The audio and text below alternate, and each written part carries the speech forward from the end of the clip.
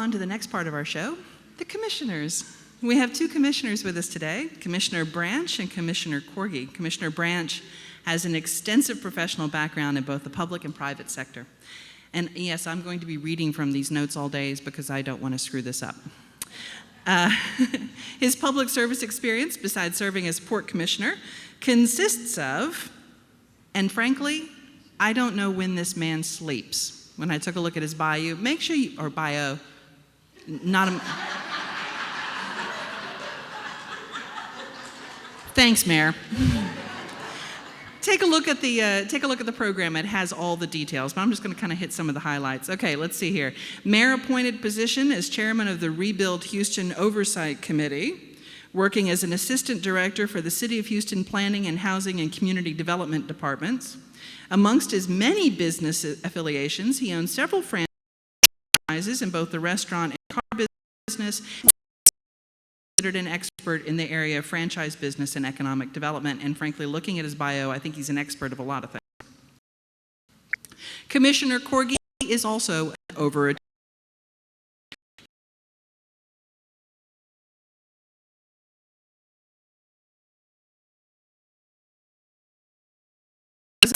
He oversees 25 representatives and administrative assistants, while 7,000 members. He serves as the Vice President of Texas AFL, Secretary Treasurer of the West Gulf AFL, and on the executive affairs of the AFL, as well as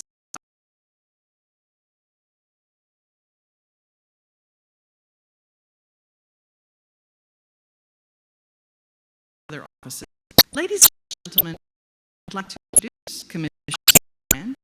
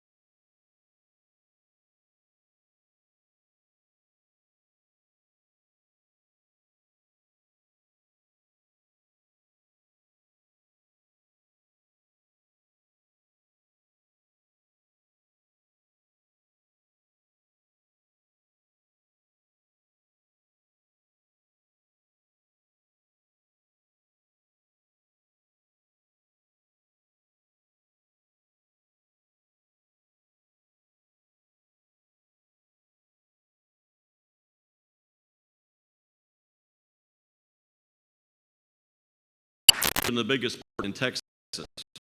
That distinction belonged to the Port of Galveston, which, because of its proximity to deep water, ranks second only to the Port of New York, New Jersey, among the nation's largest seaports. Upstream, Houston's port was created at the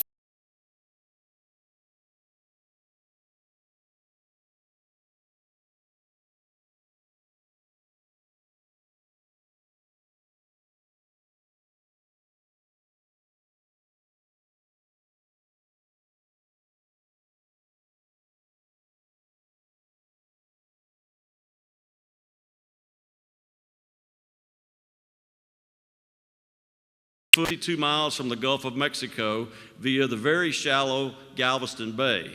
No wonder Galveston's port was the port of choice in those early days. The goods were offloaded there onto shallower vessels for the trip upstream to downtown Houston. However, disaster, opportunity, and determination of a visionary veteran lawmaker conspired to set a course that would catapult our port onto the world stage. The Great Hurricane of 1900 occurred on September 8, 1900. It was the deadliest hurricane in U.S. history, and it struck Galveston Island, killing more than 8,000 people and destroying the port. Determination, opportunity, and bold commitment. Thomas Ball was the U.S. representative in the Houston area, and for the previous 10 years before the hurricane, he spent countless hours trying to convince his congressional colleagues to support a deepwater port for Houston. Ball's arguments for a protected port 52 miles upstream from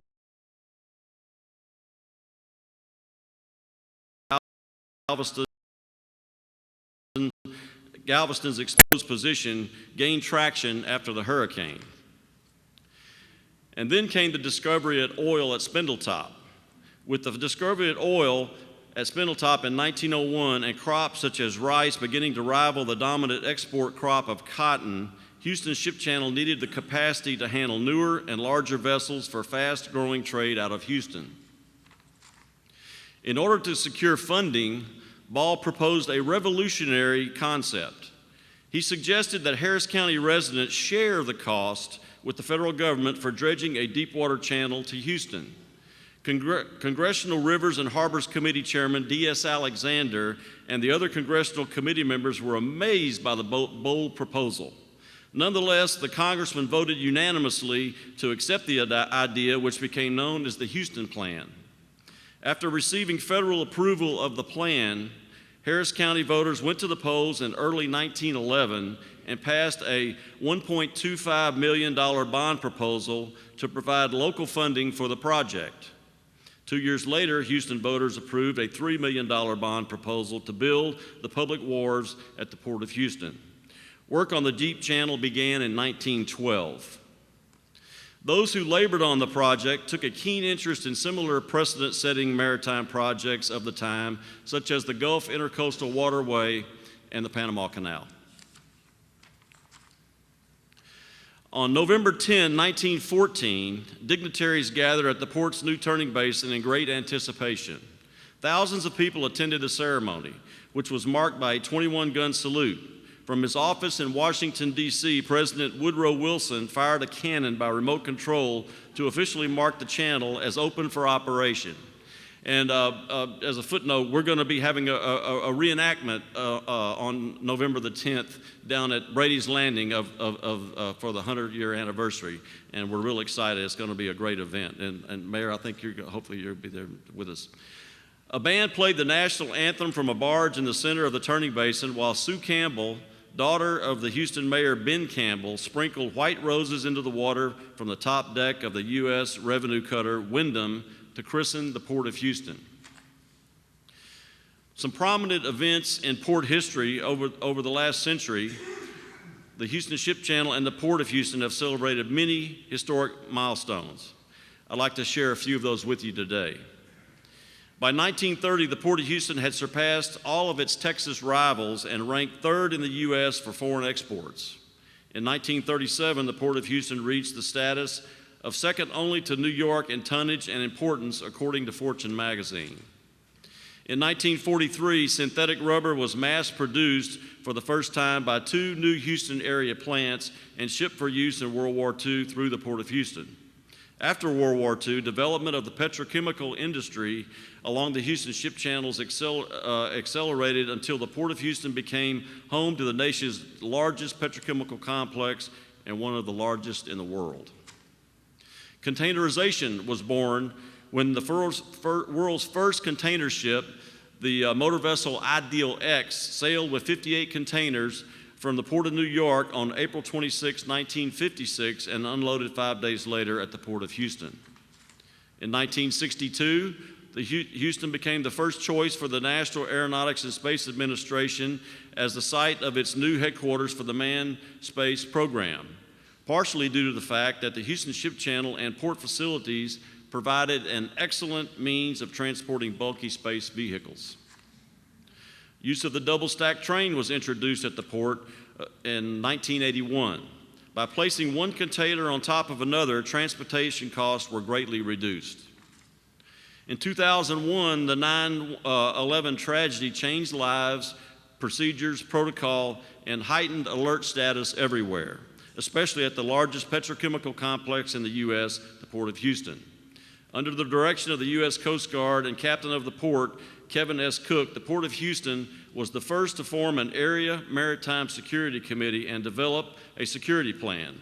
Because of this coordination and partnership of federal, state, and local law enforcement and emergency response personnel, facility and vessel owners and operators, industry and labor, we were able to safeguard the port while still keeping commerce moving and labor working.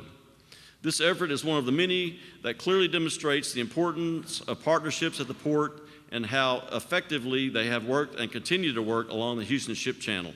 And I would add that I had the honor of serving on that committee, and it was really great. Labor, industry, government all came together, and we figured out a way to protect the port, operate safely, while keeping commerce moving and being fair to workers. And at the port, it's very important that seamen that come in from other countries get a little time to go ashore and get a haircut, buy a newspaper. And we figured out a way to do that without jeopardizing our security. So we were real proud of that. And actually, the security plan that we put together here at the Port of Houston was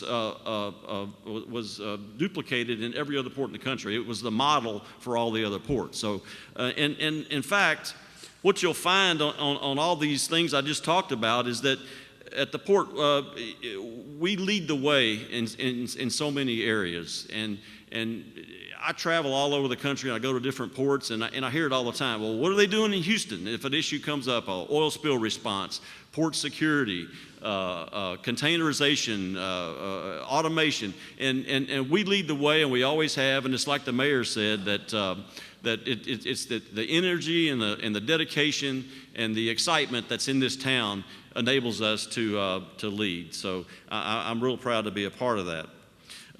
In speaking of leadership, I'd like to talk about a few of the prominent figures in port history. Our port's history is filled with the contributions of visionaries who dedicated their efforts towards building a city and seaport that would provide a bounty of resources for future generations. Among those people were Jesse Jones, a Houston politician and entrepreneur. He was a prominent sponsor of the Houston Ship Channel in 1914, and years later, with his wife, established what would become the largest private foundation in Texas, the Houston Endowment, Inc. M.D. Anderson, an entrepreneur who, along with his partner Will Clayton, moved their Oklahoma City cotton trading business headquarters to the port in 1916. Their international success led to the funding of the world-renowned Texas Medical Center and a premier cancer research and treatment center. William Marsh Rice and Captain James A. Baker, Sr.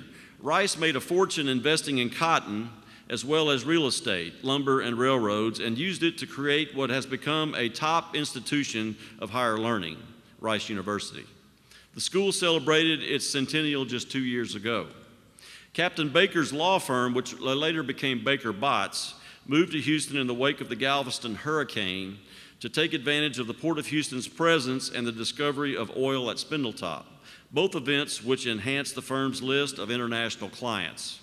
He became a footnote in trivia history by foiling a plot by Rice's New York attorney to steal Rice's estate through murder and a forged will.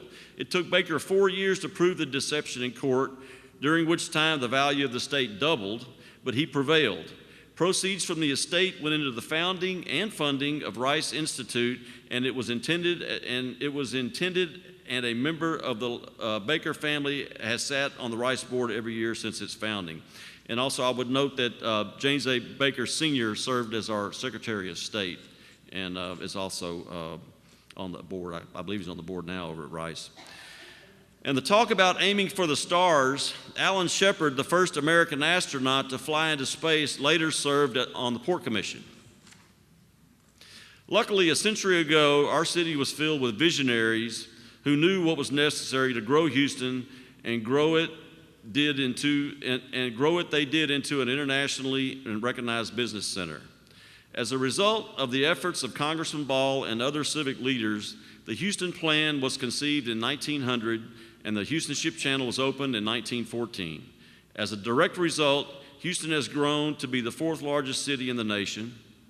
The Houston Ship Channel hosts the largest petrochemical complex in the nation. We are the premier metropolitan exporting region in the nation, and Texas has been the leading state for exports for 13 consecutive years. Today, more than 150 public and private terminals are situated along the Houston Ship Channel, supporting more than 1 million jobs throughout Texas. And I would note that I find it very interesting that many of the major institutions in our city, the Houston Endowment, Jones Hall, MD Anderson Cancer Center, Texas Medical Center, Rice University, Baker Botts Law Firm, they got their start and they cut their teeth at the port.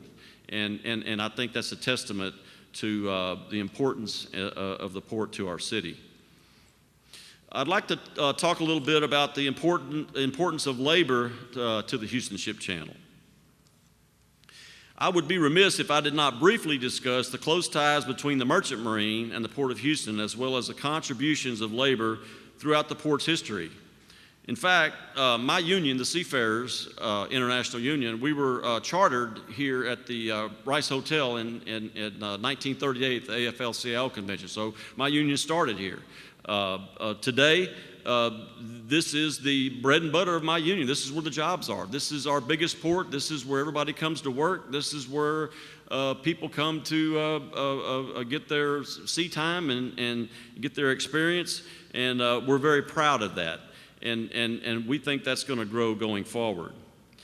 Texas has a very proud maritime history, and many know that a major factor in the victory of World War II was Texas crude refined in Houston and also in Port Arthur and Corpus Christi, but most of it was in Houston. And that oil was refined into fuel, which was transported on tankers, U.S. flag tankers, to the European and Pacific theaters, and really brave sailors sailing out of Union Halls right here in the east end of Houston, got on those tankers full of fuel and sailed out the jetties knowing there was U-boats out there waiting on them. And a lot of them never came home. But we're very proud of that. I can tell you that Houston is a sailor's town. Most people don't know that. But the ship owners, steamship lines, when they build a new ship, they want to get a crew, they always say, we want a Houston crew, because the sailors from this town have a good work ethic, they're reliable, they're loyal, and when you call for a crew in Houston, you know what you're going to get. You're going to get the best. And we're very proud of that, and we have an outstanding maritime tradition here.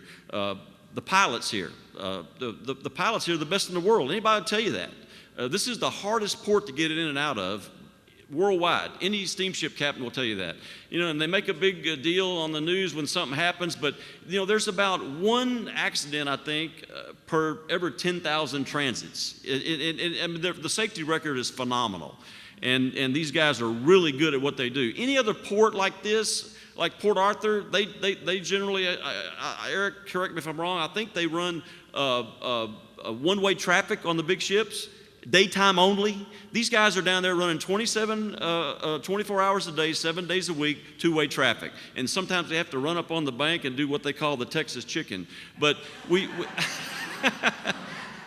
but we do that because it's important that we maintain our commerce, and that's how we lead, and that's how we win, and we get the job done, and it's through dogged determination, just like our founders. Also, I would note that Texas is America's premier maritime state, and we have more tonnage moving through our ports than any other state in the country. A lot of people don't know that. I would also I'd like to touch on the fact that the Port of Houston, we have unparalleled labor relations. I mean, you never hear about labor problems. The West Coast and other areas, there's constant labor problems. Here, we have a way, and Houston is heavily unionized. A lot of people don't know that either. Most of I'd say good portion of the jobs down there in the union contract, but some of it's non-union. But we all get along together, and everybody respects each other. And you know, it's kind of like the mayor said, what does she call it? A dance. It is kind of like a dance. I call it's kind of like a seafaring symphony down there. You've got seamen, you've got pilots, you've got tugboats, you've got longshoremen, you've got agents, customs officials, Coast Guard, logistics people, administrative folks. Everybody works in unison to keep those ships moving in and out of the port. You know, we have 9,000, I believe that's the number, 9,000 ships call on this port every year.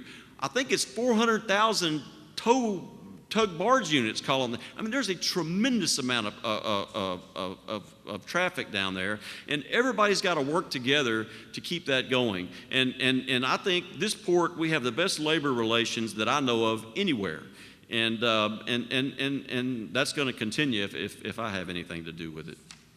I'd like to, before I close out my remarks, I'd like to give a little personal perspective. I'm a sixth generation Texan, and my family, my father's side came here from Germany to escape political persecution. My mother's side, they came here from Ireland to escape the potato famine.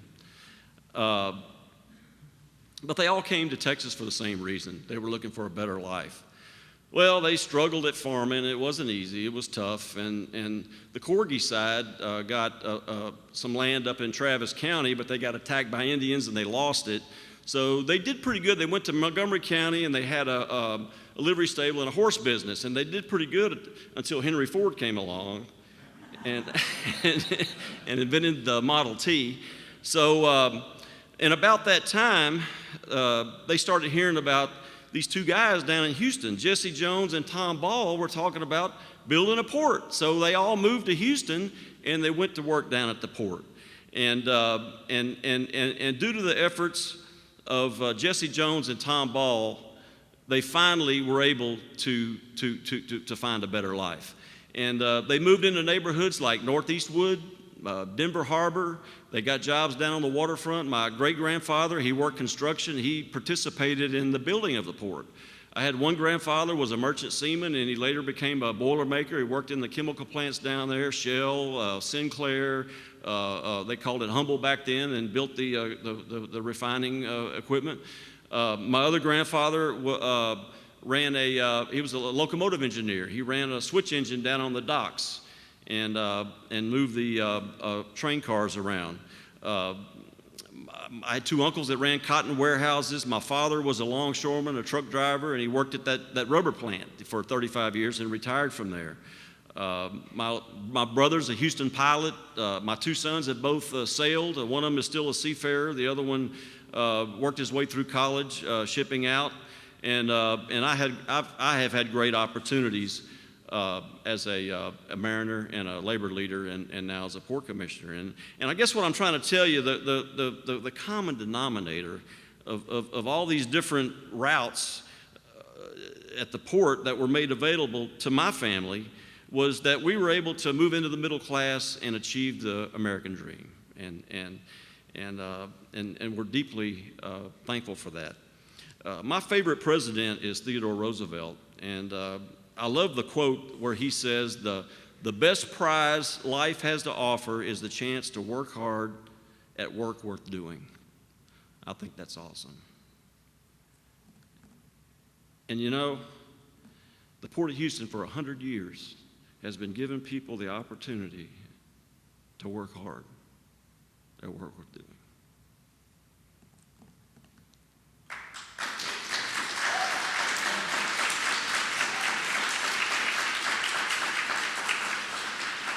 Well, at the port, we have a great chairman and commissioners and staff, and I can tell you that what we're doing at the port, we're working hard to make sure that vision goes forward for the next 100 years and beyond.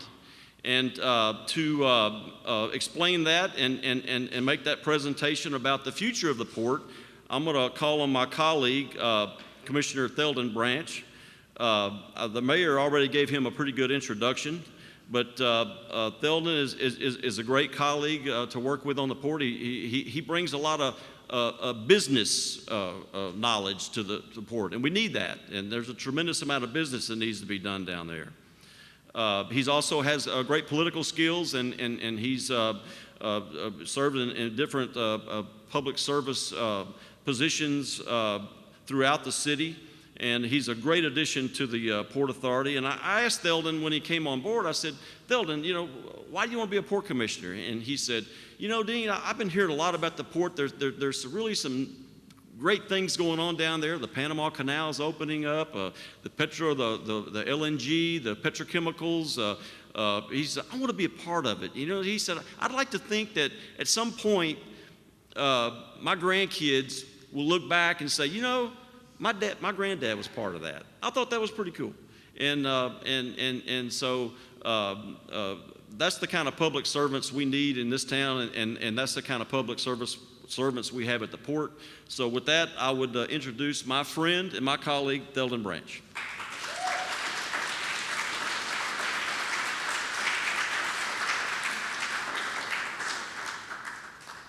Good morning, everyone. Thank you, Dean, for that interesting look back to the port's past.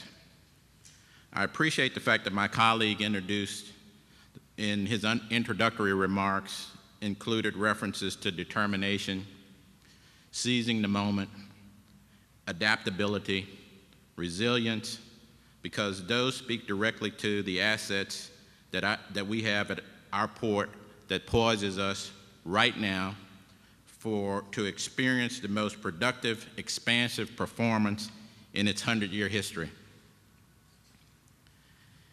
It was less than 6 full years ago when we had the worst global economic meltdown in the history, yet the Port of Houston Authority enjoys unprecedented success. Business today at our port docks are the strongest in our history, and our forecasts continue to trend upward. Our port, under the leadership of Chairman Longoria, sets the strategic vision for the port, and we have an excellent staff that executes that vision. I'll spend the next few minutes sharing with you the factors driving our demand, along with some exciting opportunities for growth at the Port Authority.